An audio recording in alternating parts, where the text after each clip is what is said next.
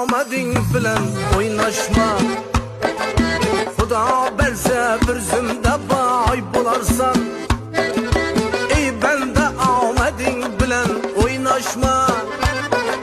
Xudo bersa bir zumda boy bo'larsan.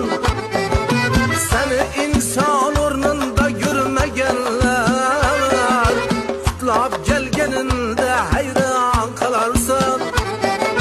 Seni odam o'rnida ko'rmaganlar tabriklaganingda hayron qolarsan.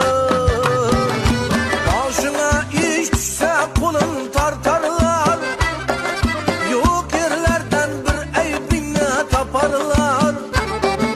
Boshingga ish tushsa qo'ling tortarlar, yo'q yerlardan bir aybingni toparlar.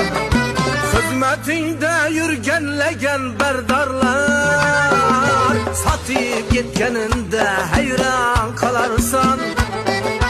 Xizmatingda yurganlagan bardorlar sotib ketganingda